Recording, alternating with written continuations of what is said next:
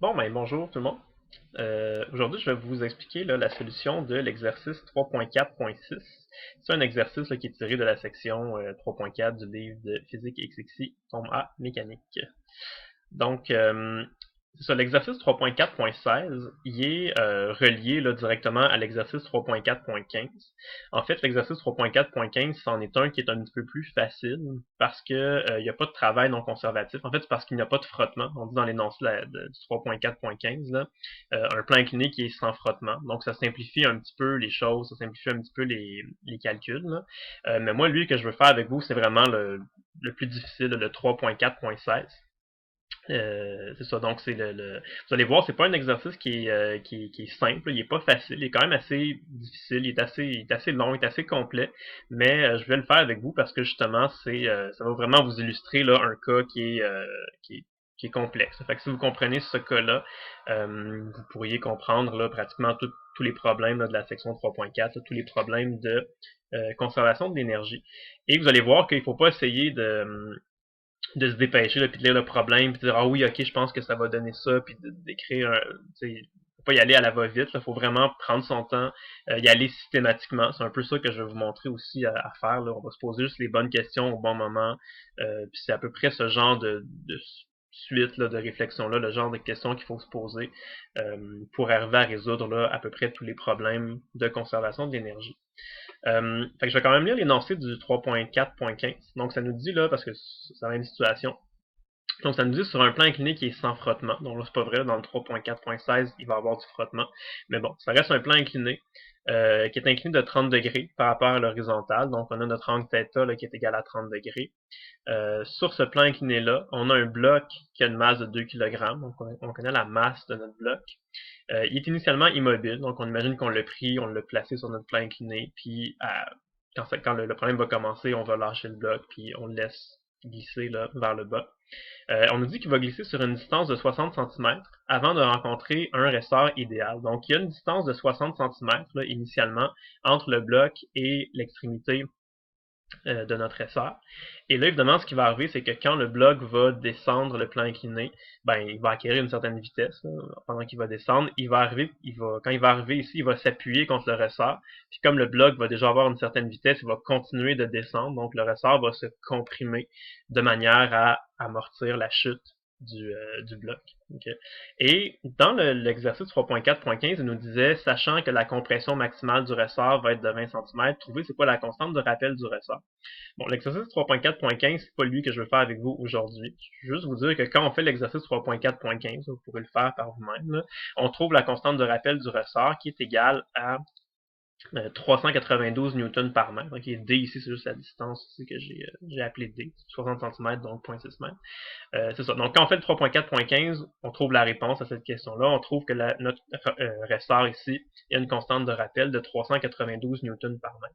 Donc, on imagine qu'on a déjà fait ça. Et là, on fait le problème plus complet, plus difficile, le 3.4.16. Ça nous dit de reprendre l'exercice 3.4.15. Mais cette fois-ci, on se demande, ce serait quoi la compression maximale du ressort en présence d'un coefficient de frottement cinétique de 0.4 entre le bloc et le plan. Donc, on suppose maintenant qu'on a le même ressort là, que la situation 3.4.15, donc un ressort qui a une constante de rappel de 392 newtons par mètre. Et on suppose maintenant qu'on a un certain frottement qui va exister entre le bloc et le plan avec un coefficient de frottement cinétique de 0.4.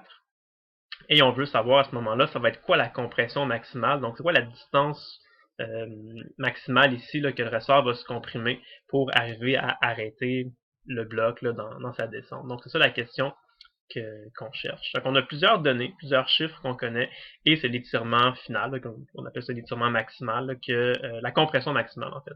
Compression maximale que le ressort va atteindre dans cette situation-là. Donc un beau problème, assez compliqué, assez complexe, comme je vous le disais.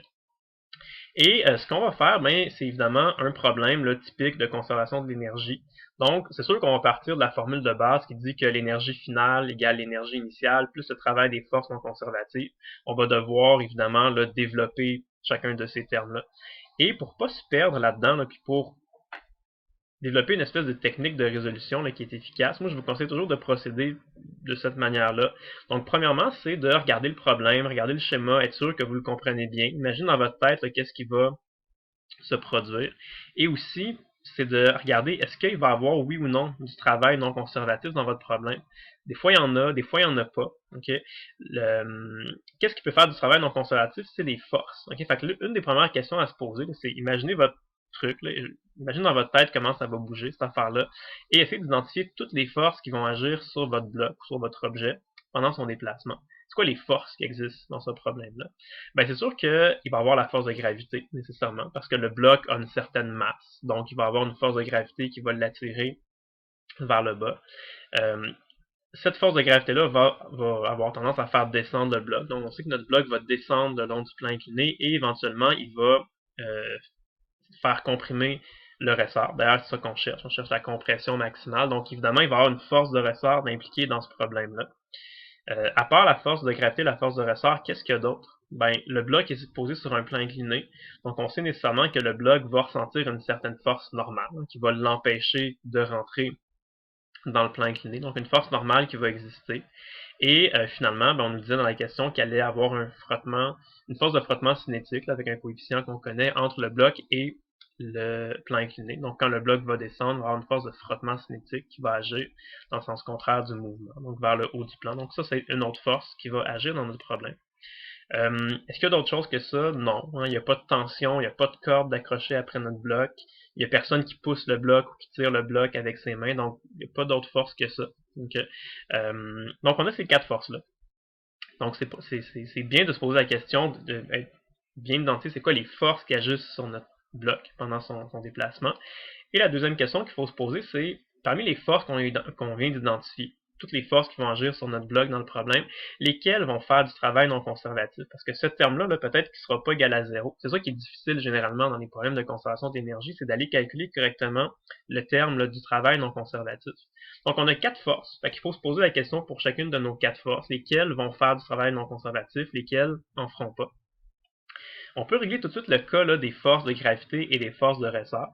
La force de gravité et la force de ressort, c'est sûr et certain qu'ils ne vont pas faire de travail non conservatif ici, parce que si vous avez regardé la vidéo de la section 3.4, j'explique que justement la force de gravité et la force du ressort, ce sont des forces qui s'appellent conservatives. Donc des forces conservatives, ça ne fait pas de travail non conservatif. Le travail non conservatif, ce sont les forces non conservatives qui le font. La force de gravité et la force du ressort, c'est des forces un peu spéciales dans la nature, qu'on appelle des forces conservatives. Et les forces conservatives, ils ont la propriété un peu spéciale qu'on peut leur attribuer des énergies potentielles. C'est pour ça que ça existe l'énergie potentielle gravitationnelle et l'énergie potentielle de ressort. Et c'est sûr que quand le bloc va se déplacer, la force de gravité et la force de ressort, ils vont avoir un effet dans le problème, ils vont faire un travail là, sur le bloc. Mais le travail que la force de gravité et que la force de ressort vont faire, elle va être déjà comptabilisée. On va déjà tenir compte de l'effet de ces deux forces-là quand on va calculer là, dans les termes EF et EI les termes d'énergie potentielle gravitationnelle initiale finale et les termes d'énergie potentielle du ressort initiale et finale. Donc tout l'effet, toute la contribution là, des forces de gravité et du ressort dans ce problème-là vont être déjà calculés. On va calculer les termes là, EF et EI, qu'on va les développer tout à l'heure. Donc FG et FR ne feront pas de travail non conservatif. Okay. On avait dit qu'il y avait quatre forces. Gravité, ressort, les deux autres forces qu'on avait identifiées tout à l'heure, c'était la force normale et la force de frottement. La force normale et la force de frottement, ça ne sont pas des forces conservatives, c'en est des forces non conservatives. Tout ce qui est autre chose que la force de gravité et la force de ressort, c'est des forces non conservatives. Donc des forces non conservatives, ça se peut que ça fasse du travail non conservatif.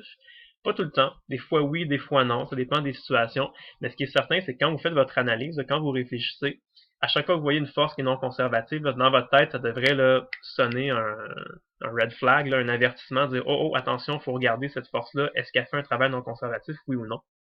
Donc la force normale, on a le petit drapeau rouge, le petit red flag là, qui apparaît dans notre tête, on dit oups, ça faut faire attention, il faut aller regarder, il faut aller réfléchir dans notre problème, est-ce que la force normale, on sait que c'est une force non conservative, est-ce que ça va faire un terme de travail non conservatif ici?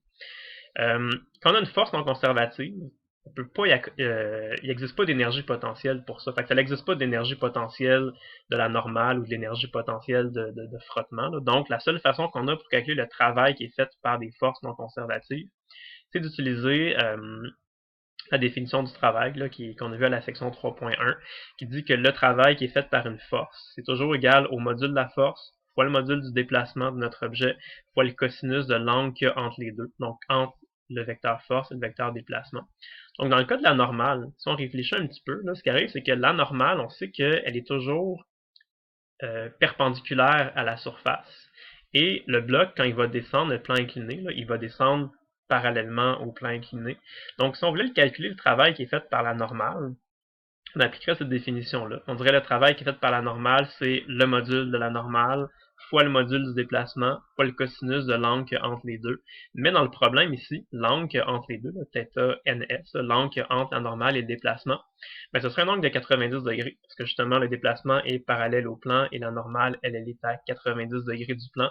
Donc l'angle ici serait toujours égal à 90 degrés, et cosinus de 90 degrés, mathématiquement, ça donne 0. Donc, ça va donner 0. Fait il fallait le vérifier. Okay? Parce que la normale, justement, c'est une force non conservative. C'est pour ça qu'on a notre petit drapeau rouge ici, il faut faire attention. Mais on se rend compte que dans ce cas particulier-là, la normale, même si c'est une force qui est non conservative, elle ne fera pas de travail non conservatif parce que ça va faire un travail qui est toujours égal à 0. Mais au moins, on le sait, on l'a vérifié, on n'a pas oublié de le considérer, on l'a regardé, mais on s'est rendu compte que, ah, bon, dans ce cas-ci, la normale fait un travail qui est égal à 0. Passons à la prochaine force. Donc, la force de frottement. Si on voulait calculer le travail fait par la force de frottement, on applique notre définition ici. Ça va être la force de frottement fois le déplacement fois le cos de l'angle entre les deux, que j'ai appelé θFS. Qu'est-ce que ça va donner ça? Ben, le module de la force de frottement, ce ne sera pas 0, ça va être une certaine force, un certain nombre de newtons. Le module du déplacement, ça va être une certaine distance comme ça, ce ne sera pas 0. Et l'angle entre les deux, ben, le déplacement, lui, va être dirigé vers le bas du plan incliné. Le frottement, il va être dirigé dans le sens contraire, donc vers le haut du plan incliné. Donc, nos deux vecteurs là, sont complètement opposés l'un à l'autre. Et mathématiquement, quand vous avez deux vecteurs qui sont complètement opposés l'un à l'autre, l'angle entre les deux, c'est 180 degrés. Et cosinus de 180 degrés, ça donne moins 1. Okay? Mais on voit tout de suite que ce terme-là ne va pas donner 0 parce que le module de la force de frottement, ça va être un certain nombre de newtons. Le module du déplacement, un certain nombre de mètres, fois moins 1. Fait que ça va donner un travail qui est négatif. C'est un peu logique, ça veut dire que le frottement va contribuer à ralentir la vitesse du bloc. Ça va essayer d'enlever de l'énergie au bloc, si vous voulez. Mais ce qui est certain, c'est que ça va faire un travail non conservatif qui ne sera pas égal à 0. Fait que ça, on va devoir le calculer. Tout à l'heure, on va devoir calculer le module de la force de frottement cinétique, le module du déplacement fois moins 1. Donc, ça va donner un terme là, dans notre équation qui ne sera pas 0. Donc, on va développer notre formule-là tout à l'heure. On va avoir à calculer ce terme-là. Fait que ça, c'est une étape très importante quand on fait une résolution de problèmes comme ça de conservation d'énergie, c'est de regarder vraiment toutes les forces et de se questionner là, sur chacune de nos forces. Est-ce que ça va faire, oui ou non, un travail non conservatif? Parfois, ça en fera pas, mais parfois, ça va en faire. Il faut vraiment se poser la question pour chaque force pour être sûr de ne pas oublier des choses, de ne pas oublier de comptabiliser et de calculer certaines choses. Ok, la prochaine étape, c'est de réfléchir encore une fois un petit peu, puis d'aller identifier être capable d'écrire nos paramètres en initial et final pour être capable ensuite de développer ces termes-là quand on va écrire notre équation. Fait qu'il faut toujours se poser la question là, sur notre schéma, qu'est-ce qui va arriver? Moi, je vous conseille toujours d'écrire sur votre schéma qu'est-ce que vous appelez votre point initial, qu'est-ce que vous appelez votre point final, et d'aller réfléchir, ça va être quoi qu'on va écrire comme paramètres, là, vitesse initiale, finale, étirement initial, final et position initiale, finale. Donc ici, on a notre bloc qui va descendre le long du plan incliné. Il va parcourir d'abord, évidemment, une distance de 60 cm. Et ensuite, il va parcourir encore une certaine distance parce que le ressort, lui, va se comprimer au fur et à mesure que le bloc va comprimer le ressort comme ça. Et on sait que le ressort va se comprimer d'une certaine compression qu'on appelle la compression maximale. C'est ça qu'on va chercher, EF. Okay? Donc, quand le ressort va se comprimer au maximum, ça veut dire que notre bloc va être rendu immobile, donc il va être rendu, disons, ici. Okay? Fait que c'est assez évident dans cette situation-là que ça va être le point qu'on va appeler le point initial. Ce qu'on nous disait dans la question, on dit initialement on place le bloc là, puis à go, on va le lâcher. Et la position finale du bloc, dans nos calculs, là, ça va être quand le bloc est rendu ici, quand le ressort va être le plus comprimé possible. Okay. Donc, entre le point initial et le point final, le bloc va s'être déplacé d'une distance totale là, qui va être égale à 60 cm plus la compression maximale qu'on ne connaît pas encore, qu'on appelle EF. Là. Donc, le déplacement, ce sera un vecteur qui pointe vers le bas du plan incliné, là, mais si vous voulez, la norme du déplacement, ce serait donc 60 cm plus le EF. Okay. Fait que là, on est prêt à écrire nos paramètres. On a bien identifié notre point initial, notre point final. Donc, on peut y aller. Fait que la vitesse initiale, ben, dans la question, c'est dit directement que c'est 0. On dit que le bloc est immobile, donc 0 mètres par seconde. La vitesse finale, comme on s'intéresse au moment où comme on s'intéresse à la compression maximale du ressort, donc l'instant où le ressort est le plus comprimé possible, c'est sûr que quand le ressort va être le plus comprimé possible, ça va correspondre au moment où le bloc s'est immobilisé. Parce que s'il y avait encore une vitesse, le ressort aurait continué de se comprimer. Donc quand il va vraiment atteindre la compression maximale, ça veut donc dire que la vitesse ici, là, au point final, ça va être égal à 0 mètres par seconde. Pour les étirements, ben, dans la situation initiale, le ressort est à sa longueur naturelle, donc il n'est pas étiré, il n'est pas comprimé. Fait que I est égal à 0 directement. Et l'étirement final du ressort, on ne la connaît pas. On le connaît pas, c'est ça la question. En fait, on sait que le ressort va être comprimé d'une certaine distance, qu'on peut appeler EF. On ne sait pas c'est quoi cette distance-là, c'est le point d'interrogation, c'est la question qu'on se pose. Okay. Pour la position initiale et finale, ça, il faut faire un petit peu attention. Okay? Position initiale et finale, c'est pour calculer les énergies potentielles gravitationnelles. On sait que, comme on a vu à la section 3.3, quand on veut calculer de l'énergie potentielle gravitationnelle, on est obligé, on n'a pas le choix, on est obligé de mettre un axe Y qui pointe vers le haut. Okay? Et après ça, il faut se définir un endroit qu'on va appeler Y est égal à 0.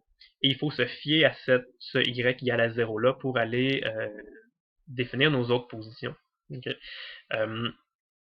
Le truc que je vous avais déjà donné, c'est que, en général, là, ce qui va quand même assez bien, c'est que quand vous avez un problème, la plupart du temps, là, je ne dis pas que ça va marcher dans 100% des cas, mais généralement, ce qu'on peut faire, c'est qu'on peut regarder c'est quoi le point le plus bas qui va être atteint dans notre problème. Et généralement, le plus facile, c'est de poser que ce point-là, donc le point le plus bas atteint dans notre problème, c'est ça qu'on va poser comme y égale à 0. En faisant ça, ça va faire en sorte que tout va se passer en haut de y égale à 0, donc toutes les positions y vont être positives, et il n'y aura pas de terme négatif. Donc souvent, ça va être plus facile à faire dans les calculs, moins de chances de se tromper. Fait que moi, personnellement, qu'est-ce que je ferais? Je regarderais ce problème-là, puis je dirais évidemment, le point le plus bas qui va être atteint, c'est quand le bloc va être ici, à sa position finale. Donc, c'est cette position finale-là que j'appellerais y égale à 0. Et à ce moment-là, il faudrait que je me demande, là, ma position ici, la position du y initial, ce serait quoi? Okay? Donc, en faisant ce choix-là d'axe, je ne dis pas que c'est la seule bonne façon de résoudre le problème, mais c'est une bonne façon qui fonctionne. Donc, moi, je poserais que le y final est égal à 0. Et là, le y initial, ce serait égal à quoi? Pour réfléchir un petit peu avec notre schéma. En fait, là, notre schéma, imaginez que vous avez un triangle rectangle ici. Donc, vous avez un triangle. L'hypoténuse de votre triangle mesure EF plus la distance D, qui est 60 cm. Et nous, ce qui nous intéresse, c'est pas vraiment l'hypoténuse, c'est vraiment la hauteur, là, juste la position Y. Donc, la hauteur ici, ben, si on connaît l'hypoténuse puis l'angle qui est 30 degrés, l'hypoténuse fois le sinus de l'angle va nous donner notre hauteur. Si on pense qu'en bas, c'est 0, ben, la hauteur de notre triangle, c'est directement la position Y ici qui nous intéresse. Donc, ce serait là D plus EF fois le sin de l'angle. Hein. D, c'est la distance 60 cm. Fait que si on fait D plus EF, ça nous donne l'hypoténuse. L'hypoténuse fois le sinus de 30 nous donne le côté opposé à l'angle, donc nous donne la hauteur ici, qui est aussi la position Y. Okay. Ça, c'est probablement la chose la plus difficile là, à poser dans ce problème-là. Parce qu'après ça, une fois qu'on a fait ça, c'est vraiment juste des calculs. C'est de l'algèbre, ça va peut-être vous faire peur un peu, ça va faire des grosses formules, mais c'est vraiment juste de l'algèbre. Okay. Donc on part de la formule de base, de la section 3.4, la conservation d'énergie, et on détaille les termes. Donc E, c'est le terme qui représente l'énergie mécanique. L'énergie mécanique, c'est la somme de l'énergie cinétique et de toutes les énergies potentielles. Donc le terme EF, ça représente KF plus URF plus UGF. Le terme EI, c'est KI plus URI plus UGI, plus le terme de travail non conservatif. Quand on regarde ça, c'est sûr que ça fait peur. Là, on se dit, oh mon Dieu, on a une grosse équation avec 7 termes. Là. Sauf que la plupart du temps, il y a plusieurs de ces termes-là qui vont être égales à 0. Comme dans notre situation à nous ici, si on regarde par exemple, l'énergie cinétique finale est égale à 0 parce qu'à la fin le bloc est immobile. URF ne sera pas égal à 0 parce qu'à la fin le ressort est comprimé, donc c'est une certaine énergie potentielle du ressort. UGF est égal à 0 parce qu'on vient de poser que YF égale à 0, donc l'énergie potentielle finale égale à 0.